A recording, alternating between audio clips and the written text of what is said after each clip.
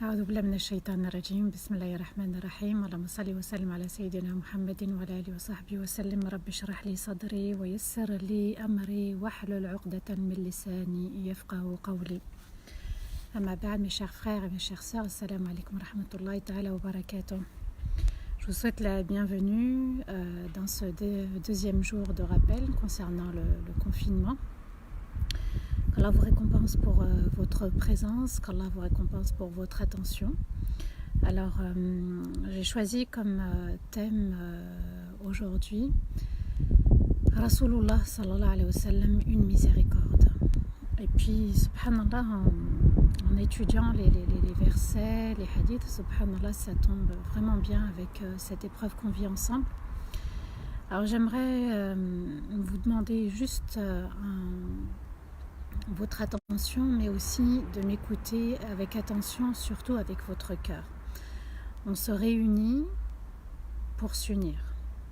Ça, c'est vraiment le grand objectif concernant ces rappels liés au confinement, liés à cette épreuve que tout le monde vit à l'échelle internationale, d'écouter avec son propre cœur. Dans Surat Al-Ahzab, Allah Azza wa Jal nous dit dans le verset 56: Inna Allah wa malaikatahu yusalluna ala an-nabi ya ayyuhalladhina amanu sallu alayhi wa sallimu taslima. Certes, Allah et ses anges prient pour le prophète alayhi salatu wa salam. Vous qui portez la foi, priez pour lui et passez-lui véritablement le salam. Alors, ce verset, subhanallah, il est d'une grande importance. Pourquoi? Parce qu'il commence par une information qu'Allah nous donne, c'est-à-dire que Allah et ses anges prient pour le prophète Muhammad sallallahu alayhi wa sallam. Avant même la création de l'univers, lorsque tout le monde était dans le néant, tout cet univers faisait partie du néant, Allah avait décrété déjà, subhanallah, qu'on allait prier pour le prophète alayhi salatu wassalam, et surtout qu'Allah prie pour le prophète alayhi salatu wassalam. Dans ce verset, Allah nous donne une information et il nous donne un ordre. Il nous informe qu'Allah lui-même, sa majesté, sa clémence, sa grandeur, prie pour le prophète alayhi salatu wassalam, la meilleure des créatures, le bien-aimé Rasulullah sallallahu alayhi wa sallam, ainsi que les anges qui sont des créatures de lumière, des créatures pures, douées d'obéissance à Allah Azza wa Jal. Et Allah, par la suite, à la suite de cette information, il nous donne un ordre, lequel: vous qui portez la foi, priez pour lui et passez-lui véritablement le salam. La prière d'Allah, c'est une prière parfaite, c'est une prière excellente. C'est une prière où on ne sait pas comment Allah Azza wa Jal prie pour le prophète Muhammad alayhi salatu wassalam. On n'a que l'information qu'Allah et ses anges prient pour lui. Et Allah nous a donné cet ordre de prier pour le prophète alayhi salatu wassalam et de lui passer véritablement le salam. On va décortiquer durant cette heure ensemble que signifie passer véritablement le salam au prophète Muhammad sallallahu alayhi wa sallam. Allahumma salli wa sallam ala sayyidina Muhammadin wa ala alihi wa sahbihi wa sallam. J'ai voulu enchaîner donc cette deuxième journée ensemble, donc se réunir pour s'unir, cette thématique sur le prophète alayhi salatu wa sallam, parce que il y a un mot qui résonne dans ma tête à chaque fois que je pense au prophète alayhi salatu wassalam. C'est lorsqu'il dira le jour du jugement: Ummati, Ummati, Ummati, Ummati, ya Allah, épargne ma communauté du châtiment de l'enfer. L'ordre d'Allah a été donné. On n'a pas à négocier avec l'ordre d'Allah, c'est-à-dire on se doit de prier sur Muhammad Rasulullah sallallahu alayhi wa sallam. L'ordre a été donné dans les cieux. Allah, du haut des 7 cieux, du haut de son trône, ainsi que ses anges, prie dans l'au-delà, dans l'autre monde, pour le prophète alayhi salatu wassalam. Alors on se doit, si on dit La ilaha illallah et on affirme avec son cœur et avec sa raison Muhammadun Rasulullah sallallahu alayhi wa sallam, on se doit justement de lui témoigner de son amour, de lui témoigner notre grand amour aussi, parce que lui-même est un amour et lui-même a eu beaucoup d'amour pour nous. Comment Allah prie, on ne le sait pas, mais Allah Azza wa Jal nous a demandé d'invoquer la prière d'Allah pour lui et de lui passer le salam. Donc le prophète alayhi salatu wassalam a eu ce privilège qu'Allah fasse l'éloge de son bien-aimé dans les cieux ainsi qu'auprès de ses anges. Et Allah Azza wa Jal va interpréter et Allah Azza wa Jal dit Yusallun wa malaikatahu yusallun ala nabi, c'est-à-dire qu'il prie en continu, en constance. On se doit, subhanallah, aussi de prier sur Rasulullah sallallahu alayhi wa sallam de manière constante, c'est-à-dire de manière quotidienne. On le fait dans chacune de nos prières, on le fait aussi en dehors de nos prières et on se doit aussi de ne pas négliger les prières sur le prophète Muhammad sallallahu alayhi wa sallam. Yusallun ala nabi, il prie en constance. À l'heure où je vous parle, à l'heure où vous m'écoutez, Allah et ses anges prient sur Rasulullah sallallahu alayhi wa sallam. Allahumma salli wa sallim ala sayyidina Muhammadin wa ala alihi wa sahbihi wa sallim. Ce verset, qu'est-ce qu'il nous dit aussi? Qu'Allah et ses anges sont en lien constant avec Rasulullah sallallahu alayhi wa sallam.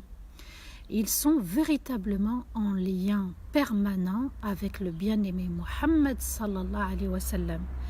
Et vous vous souvenez, lorsqu'Allah Azza wa Jal nous dit wa ma arsalnaka illa rahmatan lil alamin, et nous t'avons envoyé comme miséricorde, comme grâce, comme clémence pour les mondes entiers.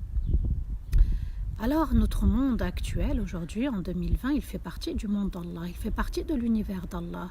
Donc lorsque le prophète alayhi salatu wassalam n'est pas actuellement parmi nous, il est en vrai aussi parmi nous.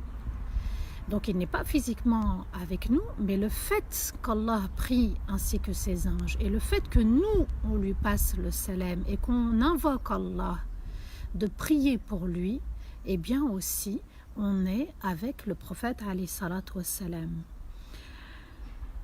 Et cette prière, elle permet d'avoir la rahma d'Allah, puisque le prophète alayhi salatu wassalam est une rahma et on invoque Allah justement pour le prophète alayhi salatu wassalam, on est en lien avec la rahma d'Allah. Cette rahma, on y reviendra inshallah dans Tafsir Surat al-Fatiha bi'idnillah à partir de demain. Puisque cette sourate est magnifique, on verra que c'est vraiment un trésor qu'Allah nous a offert à travers la rahma de Rasulullah sallallahu alayhi wa sallam. Et il est important aussi de comprendre cette sourate pour pouvoir prier de manière juste, de manière apaisée, de manière sereine et avec la foi dans son cœur. Et en priant sur le prophète alayhi salatu wassalam, on choisit une chose, on choisit l'au-delà, on choisit la proximité d'Allah, on choisit la proximité des anges, on choisit aussi la lumière d'Allah, on est connecté à la lumière d'Allah, puisque le prophète alayhi salatu wassalam est une lumière. Allah est lumière des cieux et de la terre, nourun ala nour. Celui qui prie pour le prophète alayhi salatu wassalam s'imprègne de cette lumière et devient lumière. Dans Surat al-Mujadala, le verset 12, Allah Azza wa Jal nous dit Ya ayyuhalladhina amanu idha najaytumur rasula faqaddimu bayna yaday najwakum sadaqa dhalika khayrun lakum wa athhar fa in lam tajidu fa inna Allaha ghafurun rahim. Qu'est-ce qu'Allah nous dit dans Surat al-Mujadala, le verset 12? Vous qui portez la foi dans votre cœur, lorsque vous vous entretenez avec le messager, présentez une aumône avant de le rencontrer et qu'on vous autorise à vous entretenir avec lui. Ceci est préférable pour vous, pour votre vie, et plus pur pour vos cœurs. Et si vous n'avez rien à donner en aumône, Allah est infiniment pardonneur et il est infiniment miséricordieux. Ce verset, il est d'une grande importance, il est magnifique. Et quand on le décortique, subhanallah, quand on médite véritablement, je reprends, vous qui portez la foi dans votre cœur. Que signifie la foi? Quels sont les piliers de la foi? An tu'mina billah, c'est de croire en Dieu. C'est de croire en ses prophètes et messagers. C'est de croire aux anges. C'est de croire au paradis et à l'enfer. C'est de croire aux livres. Mais aussi, c'est de croire au bon destin et au mauvais destin. Donc, c'est-à-dire accepter la bonne épreuve comme on accepte l'épreuve difficile. Je ne dirais pas mauvaise épreuve, parce que dans l'épreuve, il y a toujours l'excellence d'Allah Azza wa Jal. L'épreuve douloureuse et difficile. Donc, Allah Azza wa Jal nous dit, lorsque vous vous entretenez avec le prophète, alayhi salatu wassalam, avec le messager, on peut y comprendre aussi, parce que dans le Coran, il y a le sens propre, mais aussi le sens figuré, le sens apparent et le sens caché. On comprend aussi que lorsqu'on fait salat ala nabi, lorsqu'on prie pour le prophète, alayhi salatu wassalam, c'est un entretien, et on va comprendre pourquoi. Eh bien, il faut faire un don, le don d'une aumône. Allah nous dit, présentez une aumône avant de le rencontrer. Quelle est cette véritable aumône? Le véritable sens, le sens propre, ça serait de faire sadaqa, une sadaqa matérielle. Mais il y a la sadaqa immatérielle, le don de soi, la purification de l'âme, la purification de ses erreurs, de ses péchés, de ses défauts. Le fait d'adopter le comportement de Rasulullah sallallahu alayhi wa sallam, le fait de lui ressembler, le fait de se rapprocher de Rasulullah sallallahu alayhi wa sallam, parce que dans le mot sadaqa, il y a le mot sidq, d'être véridique. Est-ce que véritablement on est véridique dans notre comportement avec le prophète alayhi salatu wassalam? Est-ce que dans la foi on a accepté le prophète alayhi salatu wassalam? Est-ce qu'on est des véritables croyants? C'est la question, subhanallah, à se poser. Et Allah nous dit, ceci est préférable pour vous, de faire sadaqa, et aussi plus pur pour vos cœurs. Donc avant d'aller vers Rasulullah sallallahu alayhi wa sallam, une autre forme de sadaqa, c'est de se repentir. Faire l'istighfar, astaghfirullah, astaghfirullah, astaghfirullah, astaghfirullah, pour pouvoir purifier son cœur. Pour pouvoir nettoyer les taches noires de nos péchés, de nos défauts qui se sont imprégnés sur notre cœur. On fait l'istighfar avant, on purifie notre âme, on purifie notre cœur, et par la suite, subhanallah, on s'entretient avec Rasulullah sallallahu alayhi wa sallam et on invoque Allah pour qu'il prie sur lui. Et Allah Azza wa Jal nous dit, et si vous n'avez rien en forme de sadaqa, si vous n'avez rien pu présenter, sadaqa matérielle comme sadaqa immatérielle, Allah est infiniment pardonneur et miséricordieux. Donc, qu'est-ce qu'on comprend? Que le fait de passer le salam au prophète alayhi salatu wassalam, le fait d'implorer Allah qu'il prie pour lui, ça nous offre le pardon d'Allah et sa miséricorde. وَمَا أَرْسَلْنَاكَ إِلَّا رَحْمَةً لِلْعَالَمِينَ. Et nous ne t'avons envoyé que miséricorde, que grâce pour l'univers entier. Nous sommes dans l'univers entier, nous faisons partie de l'univers entier d'Allah Azza wa Jal. La grâce qui est le prophète alayhi salatu wassalam nous touche encore aujourd'hui. Alors multiplions les prières sur Rasulullah sallallahu alayhi wa sallam, car elles lui parviennent. Le verset nous dit qu'il faut faire don de soi. Faire don de soi, sadaqa, c'est faire l'effort. Faire un effort au niveau de son comportement. Faire un effort dans les droits et les devoirs. Dans dans les droits et les devoirs conjugaux, dans les droits et les devoirs parentaux, dans mes devoirs envers mes parents, dans mes devoirs envers ma fratrie, dans mes devoirs envers la communauté de Rasulullah sallallahu alayhi wa sallam. Je dois donner le haqq à chacun. Wa'ati li kulli dhi haqqin haqqa. Et quand je donne le droit à chacun, subhanallah, je sauve mon âme. Allah nous dit Qu anfusakum, protégez votre âme du feu de l'enfer. On doit commencer par son âme. Et son âme, on doit l'éduquer. Et son âme, on doit la protéger du feu de l'enfer. Et son âme, on doit l'emmener vers le meilleur, et qui est d'adopter le comportement de Rasulullah sallallahu alayhi wa sallam. Ce verset nous dit également qu'il faut purifier notre cœur et notre âme des obstacles. L'obstacle de l'orgueil, premier péché qui a été commis dans les cieux vis-à-vis d'Iblis. Donc, ana khayrun min, le ana, il va falloir le purifier. Le ana, le moi, pas le je de j'existe, pas le je de je suis, mais le moi qui se croit toujours supérieur aux autres. Vous savez, subhanallah, même Iblis croyant en Allah, puisqu'il n'a pas renié son Seigneur. Il n'a pas accepté, il a refusé l'ordre de son Seigneur en disant « Ana khayrun min ». Ça veut dire quoi? Ça veut dire qu'on peut être un croyant et avec des actions diaboliques, avec des actes sataniques, avec des actes non conformes à la loi d'Allah et à ce que Rasulullah sallallahu alayhi wa sallam nous a ordonné de faire. Parmi les obstacles, donc, il y a l'orgueil, il y a la jalousie, on a vu avec les enfants de Adam, il y a aussi l'injustice, il y a le mensonge, il y a la tromperie, il y a la tricherie, il y a la jalousie, l'envie, il y a la calomnie, il y a le doute aussi infondé, subhanallah, il y a différents obstacles liés à la foi. Donc il faut se remettre en question régulièrement, puisqu'on est amené à prier pour le prophète alayhi salatu wassalam, de manière régulière et quotidienne, notamment dans salat, et il faut se purifier régulièrement pour rester connecté à Allah et connecté au prophète alayhi salatu wassalam.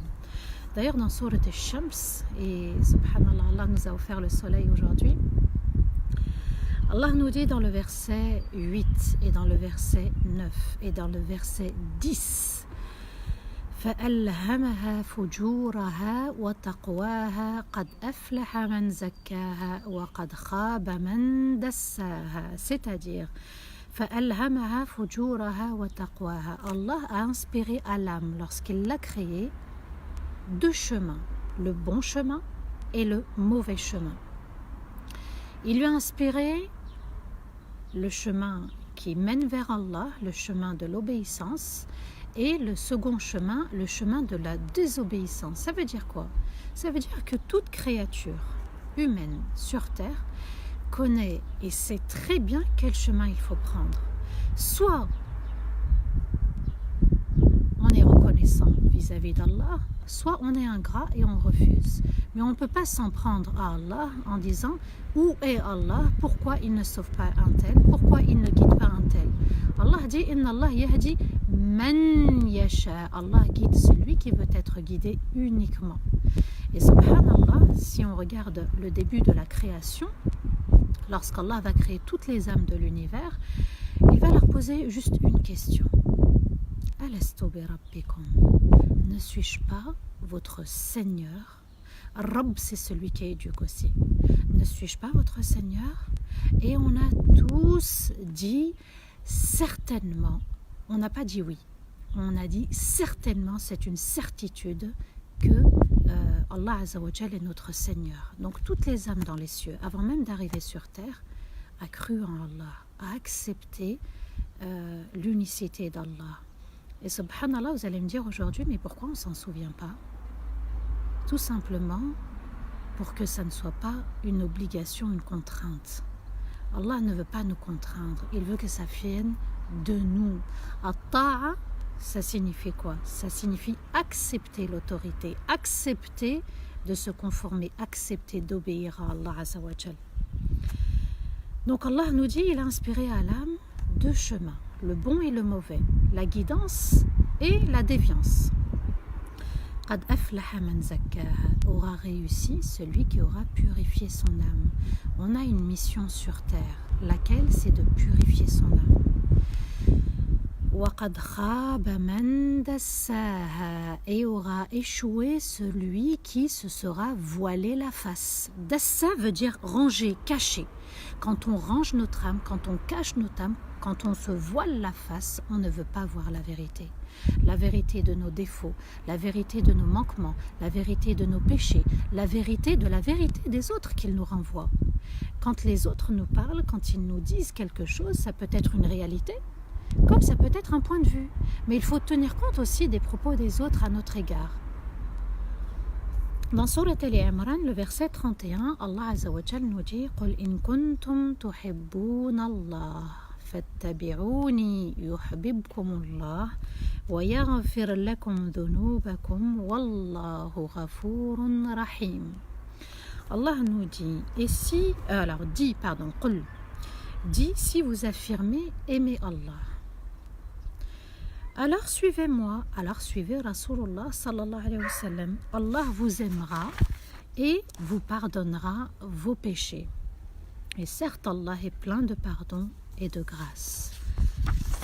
Subhanallah, quel beau verset dans Surat Al-Imran, la famille de Imran, le verset 31. Qul in kuntum tuhibbun Allah, dit, si vous affirmez aimer Allah.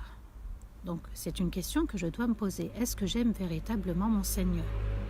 Fattabi'ouni, suivez-moi. Suivez-moi, ça n'est pas suivre avec la parole. Alladhina amanu, l'iman fil qalb. Wa amilu salihat, et ils ont accompli des œuvres bonnes et sincères. L'ittiba', suivre Rasulullah sallallahu alayhi wa sallam, c'est faire comme lui, adopter son bon comportement, rejeter le mauvais. Fattabi'ouni yuhbibkumullah, et Allah vous aimera encore plus. Wa yaghfir lakum dhunubakum, donc celui qui suit la sunna de Rasulullah sallallahu alayhi wa sallam, Allah l'aimera, lui effacera ses péchés. Wallahu ghafurun rahim, et Allah affirme le verset par quoi? Par deux noms excellent et magnifique d'Allah. Il est Al-Ghafour, Wallahu Ghafour. Il pardonne entièrement. Il pardonne tous les grands et les petits péchés. Wa Rahim, c'est-à-dire il est infiniment miséricordieux dans ses actes. Donc voyez que aimer le prophète alayhi salatu wassalam ne suffit pas. Il faut le suivre. Il faut prier Allah Azza wa Jal pour lui, pour qu'Allah nous pardonne, pour qu'Allah nous fasse miséricorde, et on en a besoin actuellement énormément. Dans Surat An-Nisa, le verset 64, Allah Azza wa Jal nous dit وَمَا أَرْسَلْنَا مِنْ رَسُولٍ إِلَّا لِيُطَاعَ بِإِذْنِ اللَّهِ ولو أنهم إذ ظلموا أنفسهم جاءوك فاستغفروا الله واستغفر لهم الرسول لوجدوا الله توابا رحيما. Et nous n'avons envoyé de messagers que pour qu'ils acceptent de le suivre par la décision d'Allah. Et s'ils sont injustes envers eux-mêmes, et puis viennent à toi pour demander le pardon d'Allah. Et le messager demande pardon d'Allah pour eux. Ils trouveront Allah, écoutez bien, ils trouveront Allah accepter régulièrement leur repentir, et Allah est d'une infinie grâce dans ses actes.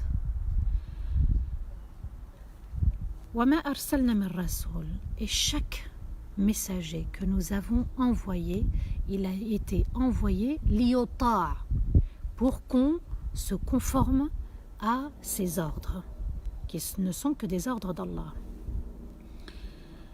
Par la décision d'Allah, c'est le choix d'Allah, ce ne sont pas les ordres des prophètes et des messagers, mais uniquement l'ordre de notre Seigneur. Et s'ils sont injustes envers eux-mêmes, et s'ils se sont fait du tort à eux-mêmes, s'ils se sont trompés, s'ils ont fauté, s'ils ont commis des péchés, alors qu'ils se remettent en question comment? Puis viennent à toi pour demander pardon auprès d'Allah. Donc ils viennent voir le prophète alayhi salatu wassalam, ils viennent faire salat ala nabi sallallahu alayhi wa sallam. C'est un moyen aussi pour qu'Allah nous pardonne. Et le prophète alayhi salatu wassalam, par la suite, va demander le pardon d'Allah pour nous. Ils trouveront alors Allah accepter régulièrement leur repentir. Tant qu'on revient vers Allah Azza wa Jal, Allah pardonne. Et Allah est d'une infinie grâce dans ses actes. C'est une rahma qu'Allah pardonne quand on lui demande pardon. Ne sous-estime pas le pardon. Ne te dis pas, subhanallah, qui suis-je pour qu'Allah me pardonne? Qui suis-je pour qu'Allah accepte mon pardon? La colère d'Allah ne sera jamais au-dessus de la rahma d'Allah. La rahma d'Allah, elle me permet de revenir, de me laver, de me purifier, de me réformer, d'accepter mes erreurs, d'accepter que je ne suis pas parfait. C'est une rahma. Parce que parfois, subhanallah, il y a certaines personnes qui se mettent une charge sur leur dos et qui pensent, et ça c'est une ruse du diable, qui pensent que jamais Allah leur pardonnera parce que le poids de leur péché est encore plus lourd. Mais est-ce qu'il est plus lourd que la rahma d'Allah? Est-ce qu'il est plus lourd que le pardon d'Allah? Alors, il faut accepter que la rahma d'Allah embrasse chaque chose. Elle embrasse même ce qu'on a fait comme mauvais acte et comme péché. Et subhanallah, dans Surat Al-Anfal, encore un cadeau d'Allah dans le Coran, le verset 33. وَمَا كَانَ اللَّهُ لِيُعَذِّبَهُمْ وَأَنْتَ فِيهِمْ وَمَا كَانَ اللَّهُ مُعَذِّبَهُمْ وَهُمْ يَسْتَغْفِرُونَ. Et Allah ne peut les châtier alors que tu es parmi eux. Et Allah ne peut les châtier alors qu'ils demandent le pardon d'Allah. On l'a vu hier, subhanallah, qu'on était réellement dans une épreuve d'Allah. C'est une épreuve, certes. C'est une épreuve excellente. Et malgré, subhanallah, malgré cette épreuve mondiale et cette épreuve qui touche aussi également la communauté, il y aura toujours la rahma d'Allah pour nous dire et Allah ne peut les châtier alors que tu es parmi eux. Le prophète alayhi salatu wassalam est encore parmi nous. Il est rahmatan lil alamin. Sa rahma ne s'arrêtera pas, même dans l'au-delà, même pour accéder au paradis, il intercédera, la rahma continuera. Mais elle est encore là, sa rahma, puisqu'on va voir, Inch'Allah, qu'il y a des vertus quand on prie sur le prophète alayhi salatu wassalam. Et Allah ne peut les châtier alors que tu es parmi eux. Alors que tu es parmi eux, est-ce que nous, on ressent dans notre cœur que le prophète alayhi salatu wassalam est parmi nous? Est-ce que quand on prie pour le prophète alayhi salatu wassalam, on ressent sa présence, une présence spirituelle? Est-ce que c'est comme si qu'on était avec lui? Ressentir l'époque du prophète alayhi salatu wassalam, ressentir la rahma qu'il y avait, ressentir la douceur qui se dégageait lorsque ils étaient ensemble, les compagnons, quand ils cohabitaient, le prophète alayhi salatu wassalam, avec les non-musulmans. Ressentir réellement la présence du prophète alayhi salatu wassalam et adopter son comportement. L'islam, il est valable jusqu'à aujourd'hui et le prophète alayhi salatu wassalam ne vit pas avec nous. Et malgré cela, subhanallah, c'est comme s'il était avec nous et Allah nous dit et Allah ne peut les châtier alors que tu es parmi eux et Allah ne peut les châtier alors qu'ils demandent pardon.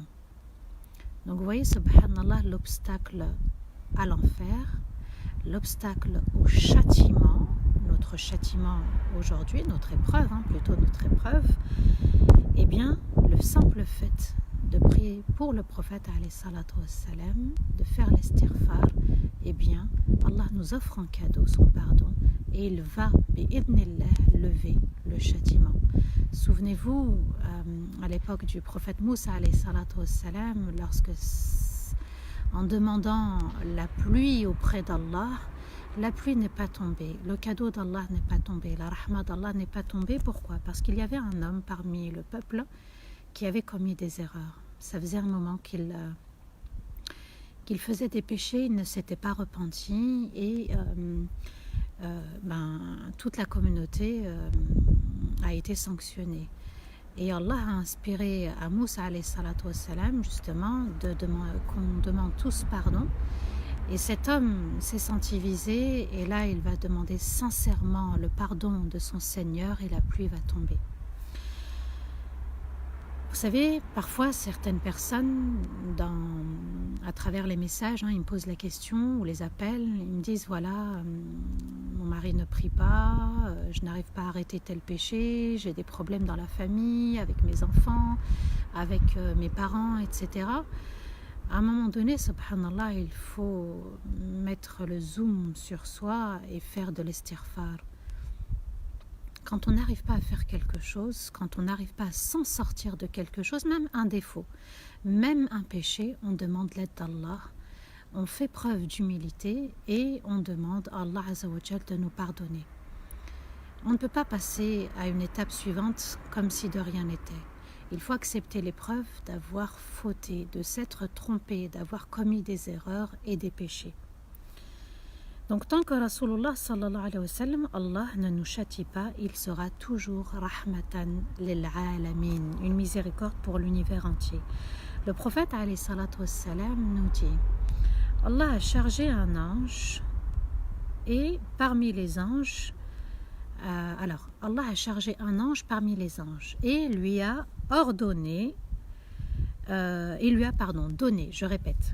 Allah a chargé un ange parmi les anges et lui a donné les noms de ma communauté jusqu'au jour du jugement.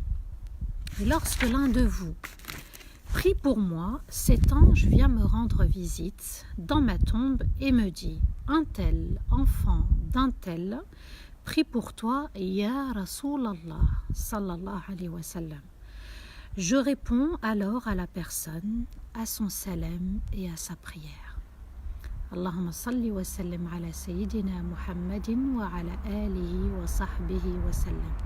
Qu'est-ce que le prophète alayhi salatu wa sallam nous dit? Que même s'il est décédé, même s'il ne vit plus avec nous, eh bien, subhanallah, Allah a donné l'ordre à un ange de lui apporter tous les salams de la communauté, de sa communauté, de la communauté de Rasulullah sallallahu alayhi wa sallam. Et subhanallah, ce ne sont pas que des salams comme ça apportés, puisque ce sont des salams avec le nom de la personne. Enfant d'un tel te passe le salam.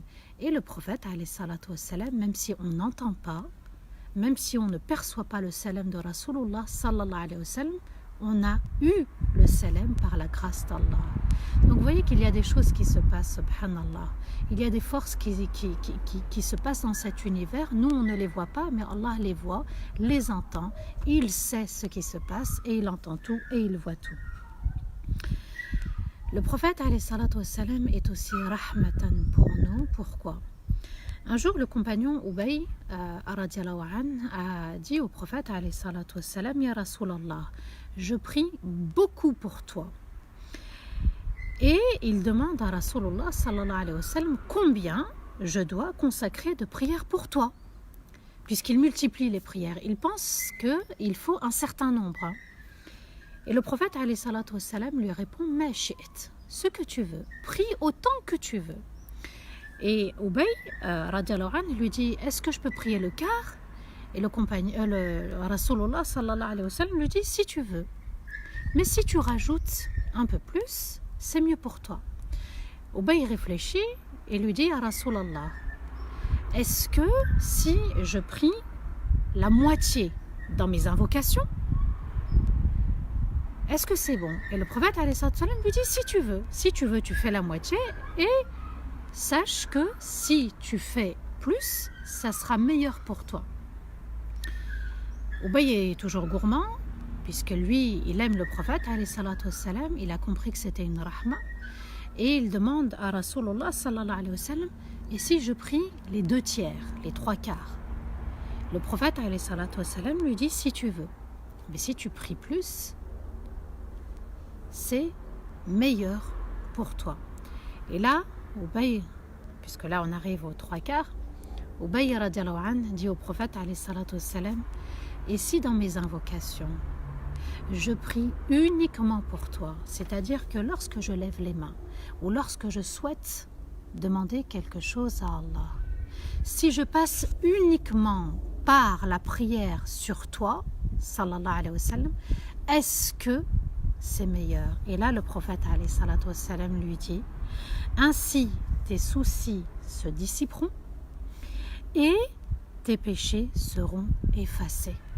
Allahu Akbar.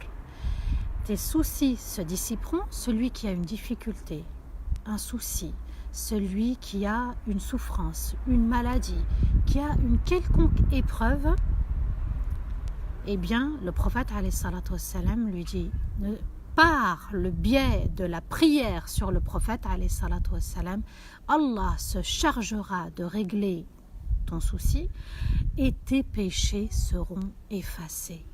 Allahu Akbar. Allahu Akbar. Allahu Akbar kabiran walhamdulillahi kathiran wa subhanallahi bukratan wa asila. Les péchés s'effacent par salat ala nabi, par une prière sur le prophète alayhi salatu wa salam. Il n'est pas encore une rahma pour nous? Rahmatan lil alamin. Allah nous dit innal hasanat yudhibna as-sayyi'at. Les bonnes actions sincères effacent les péchés. Parmi les bonnes actions sincères, il y a as-salat ala nabi. Al-hasanat hasana ihsan. Al-hasanat min al-ihsan. Les bonnes actions sincères font partie aussi de l'excellence dans la foi. An ta'bud Allah ka'annaka tarah. Que tu adores Allah comme si tu le voyais. Le prophète alayhi salatu wa salam a dit, celui qui prie sur moi une fois, Allahumma salli wa sallim ala sayyidina Muhammadin wa ala alihi wa sahbihi wa sallim. Allah l'élève de 10 degrés et lui offre 10 hasanat et lui efface 10 péchés, et ce n'est pas fini, et dissipe son souci et règle son affaire. Je répète, celui qui fait as-salat ala nabi ne serait-ce qu'une fois, regardez la rahma, qu'une fois. Mais bon, on ne va pas se contenter que d'une fois, puisqu'on a beaucoup de péchés à effacer. Nous, on veut aussi s'élever. Celui qui prie sur moi une fois, Allah l'élève de 10 degrés. Donc celui qui prie sur le prophète alayhi salatu wa salam 10 fois, Allah l'élève de 10 fois 10, 100 degrés. Et lui offre 10 hasanat. Vous multipliez par 10 fois la prière sur le prophète alayhi salatu wa salam, ça fait 100 hasanat. Et lui efface 10 péchés. Donc celui qui fait 10 fois la prière sur Rasulullah sallallahu alayhi wa sallam avec son cœur, avec amour, avec crainte, avec respect, eh bien Allah va lui effacer 100 péchés. Ce n'est pas fini. Là on a eu un cadeau, les degrés. Deuxième cadeau, les hasanat. Troisième degré, les péchés effacés. Quatrième cadeau, dissipe son souci. Tu as un souci, tu as une difficulté, tu n'arrives pas à t'en sortir, fais salat ala nabi sallallahu alayhi wa sallam. Et cinquième cadeau, il règle son affaire. Tu n'arrives pas à trouver une solution, Allah t'envoie le prophète alayhi salatu wa sallam comme miséricorde pour que tu pries pour lui et qu'il dissipe tes soucis et règle ton affaire. Le prophète alayhi salatu wa sallam dit également, quiconque prie sur moi une fois, les anges prient sur lui tant que la personne prie sur moi. Que le serviteur d'Allah parmi vous diminue ou multiplie. Je reprends. Quiconque prie sur moi une seule fois. Allahumma salli wa sallim ala sayyidina Muhammadin wa ala alihi wa sahbihi wa sallim. Les anges prient sur lui. Allahu Akbar. Dans un hadith, le prophète alayhi salatu wa sallam nous dit Salatullahi rahma, la prière d'Allah est une miséricorde. Wa salatul malaika istighfar, et la prière des anges, c'est le fait de demander pardon d'Allah pour nous, les serviteurs d'Allah. Donc les anges prient sur lui tant que la personne va prier sur Rasulullah sallallahu alayhi wa sallam. Alors le prophète alayhi sallam nous dit que le serviteur d'Allah, soit il augmente, il en rajoute, il en fait plus, soit il diminue ou il s'arrête. À nous de faire le choix de prier sur Rasulullah sallallahu alayhi wa sallam de manière quotidienne, de manière constante, se faire un petit programme, c'est-à-dire après chaque salat, peut-être après le fajr ou le soir, subhanallah. Pour être constant, subhanallah, il faut aussi que l'objectif soit ferme. Il faut être déterminé dans son programme, dans sa salat, dans sa lecture, dans son programme spirituel, dans son comportement, dans tout. Prier sur le prophète, alayhi salatu wassalam, prier avec le cœur, prier avec méditation, prier avec amour, prier avec humilité, c'est entretenir son amour pour le prophète, alayhi salatu wassalam. Ça, il ne faut pas l'oublier. Donc, quand je prie pour le prophète, alayhi salatu wassalam, j'établis une relation d'amour. Je fortifie mon amour pour Rasulullah sallallahu alayhi wa sallam. Quand je prie aussi pour le prophète, alayhi salatu wassalam, eh bien, ça va s'impacter sur mon comportement. Ça va s'impacter sur mon comportement. Je serai encore plus déterminée, j'aurai encore plus de facilité à me rapprocher de Rasulullah sallallahu alayhi wa sallam dans son comportement. Et puis le prophète alayhi salatu wassalam dit, celui qui sera le plus proche de moi yawm al-qiyamah, au paradis, après le jour du jugement, ahasinukum akhlaqa, celui qui aura le meilleur comportement. Donc celui qui veut une place avec Rasulullah sallallahu alayhi wa sallam et tout proche de Rasulullah sallallahu alayhi wa sallam, alors qu'il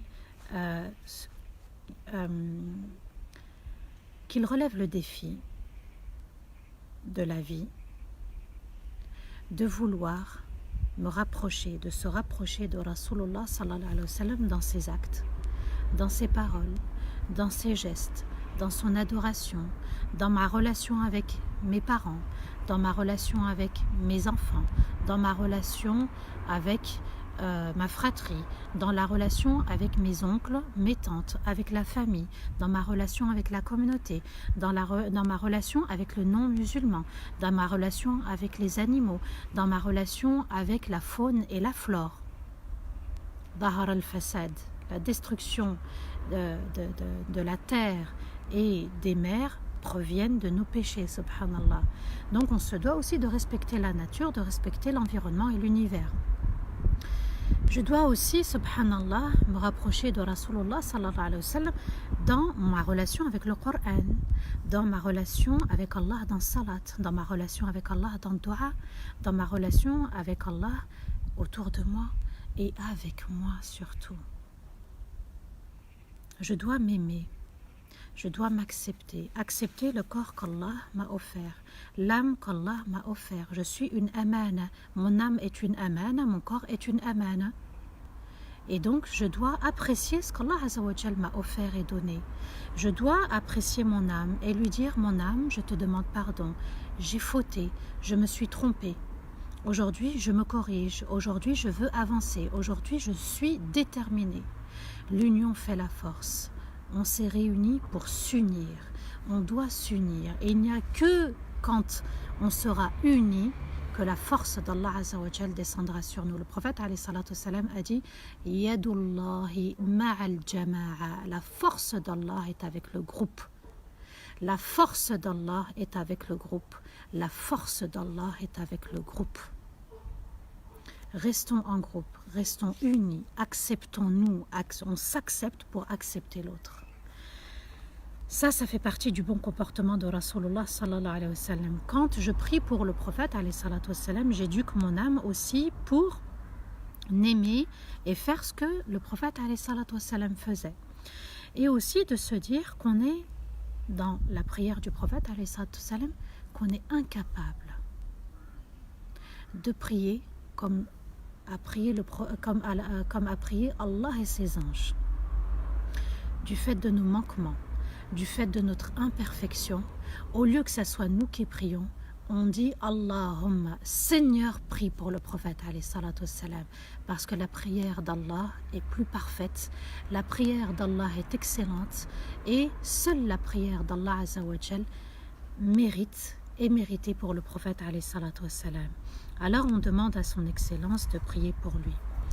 Et je vais finir, Inch'Allah, par ce verset où Allah Azza wa Jal nous dit dans Surat Al-Ahzab le verset 41, le verset 42 et le verset 43.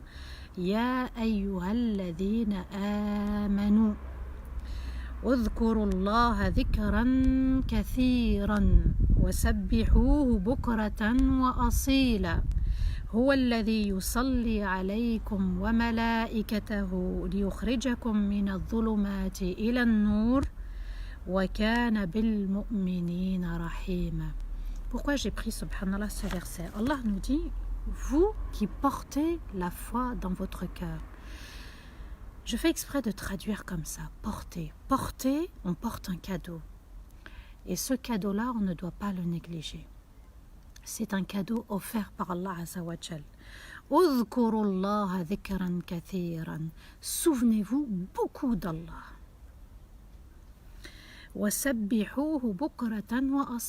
Et faites l'éloge de son excellence matin et soir. Pourquoi? Parce que c'est lui qui prie pour vous, avec ses anges,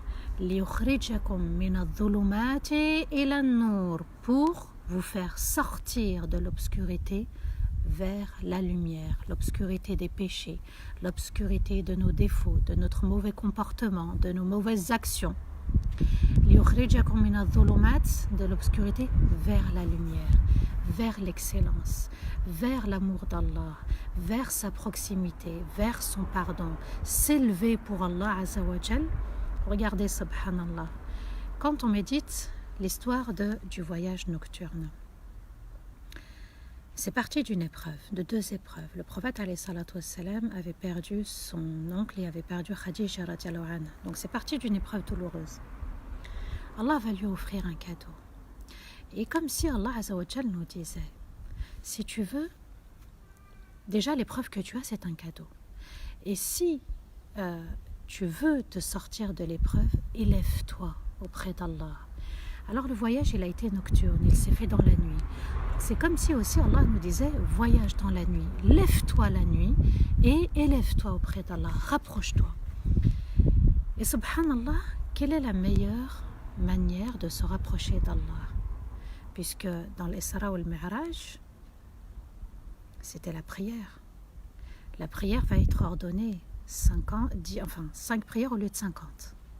C'est un cadeau. Comme si Allah nous dit, tu veux t'élever, tu veux te rapprocher, tu veux te ressourcer, tu veux te fortifier, tu veux te renforcer après l'épreuve, viens auprès de moi. Donc il y a eu les 5 prières quotidiennes. Et subhanallah, Allah nous dit, wassujud waqtarib. Prosterne-toi et rapproche-toi. Donc la meilleure manière de se rapprocher d'Allah, de se confier à Allah, de vider son cœur, de vider ses larmes, de lui témoigner de notre souffrance, de notre difficulté, de se plaindre à Allah, c'est dans Sujud. Wasjud waqtarib. Et prosterne-toi et rapproche-toi. Se prosterner, c'est se rapprocher. هو الذي يصلي عليكم وملائكته ليخرجكم من الظلمات إلى النور. Donc le tasbih est important parce que Allah Azza wa Jal envoie sa miséricorde, il nous fait sortir de la difficulté, de l'obscurité vers la lumière. وَكَانَ بِالْمُؤْمِنِينَ رَحِيمًا. Et Allah est pour les croyants une véritable miséricorde, il est d'une grande miséricorde.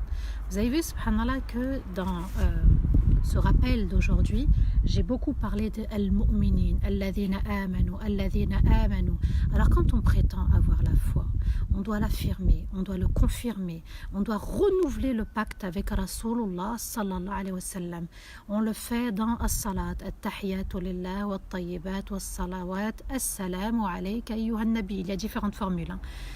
Dans Tahiyat, comme il y a différentes formules aussi dans As-Salat ala Nabi sallallahu alayhi wa sallam, mais on va, Inch'Allah, ensemble, on est une force, on est unis, on aspire à rester unis, à mettre dans notre programme spirituel As-Salat ala Nabi, prier pour le prophète alayhi salatu wa salam, Allahumma salli wa sallim ala Sayyidina Muhammadin wa ala alihi wa sahbihi wa sallam. Ceux qui veulent faire 10 fois, bismillah, ceux qui veulent faire 100 fois, bismillah, ceux qui veulent faire 1000 fois, bismillah. Donc, celui qui aime le prophète alayhi salatu wa salam aspire à lui ressembler dans ses actes, dans ses paroles, dans ses gestes, dans ses actes d'adoration, pour qu'Allah Azza wa Jal nous fasse sortir des ténèbres vers la lumière. On a un objectif dans la vie, se purifier, être le meilleur et arriver au sommet de la montagne. Et subhanallah, quand on est au sommet de la montagne, l'air est pur, il n'y a pas de bactéries.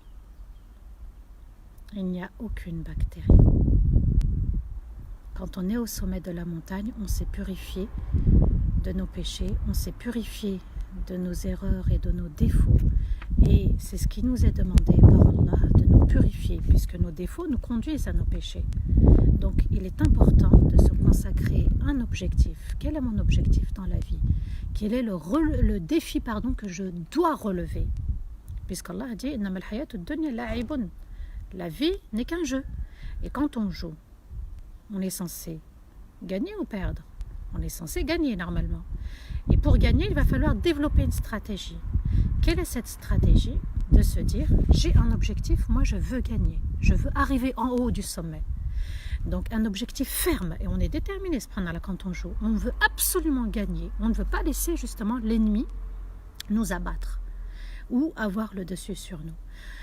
La concurrence dans le bien est légitime, elle est permise dans l'islam, mais moi je dois relever aussi de manière individuelle le défi. Je me fixe un défi dans ma vie, celui d'arriver au sommet de la montagne.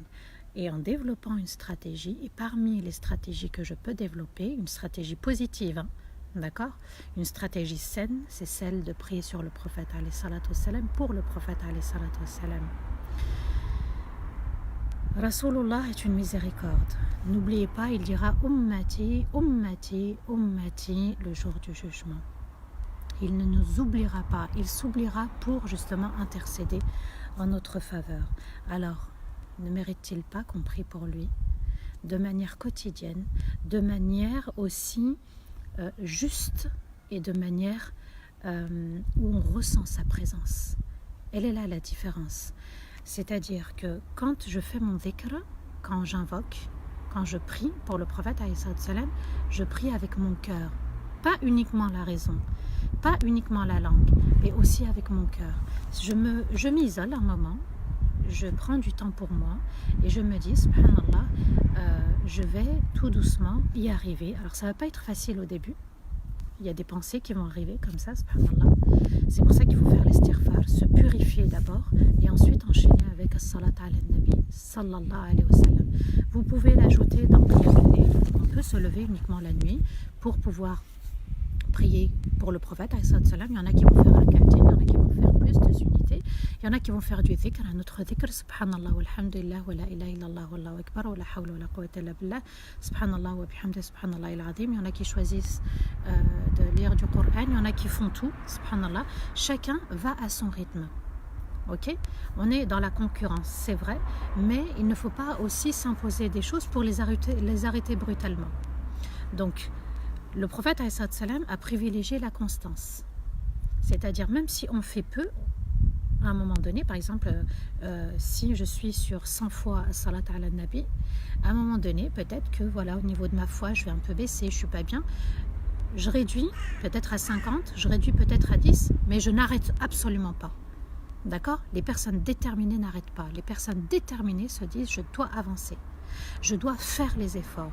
Et c'est ce qui nous est demandé, de faire des efforts. Allah ne nous demande pas le résultat.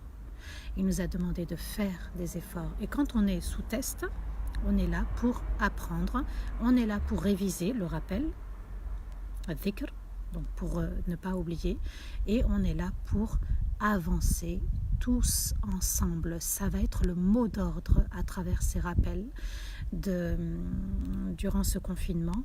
L'union fait la force. Mais pour être une force entière, chacun doit être une force et apporter sa force pour qu'on soit une grande force et que la force d'Allah Azza wa Jal descende sur nous. Vous savez, subhanallah, les compagnons ont gagné la bataille de Badr parce qu'ils ont fait preuve d'humilité, parce qu'ils n'ont pas compté sur le nombre des compagnons, des guerriers, mais ils ont compté sur la force d'Allah Azza wa Jal. C'est Allah qui donne la victoire. Mais à moi de travailler, à moi de contribuer, à moi de participer du mieux que je peux. Allah Azza wa Jal nous dit wattaqullaha mastata'tum.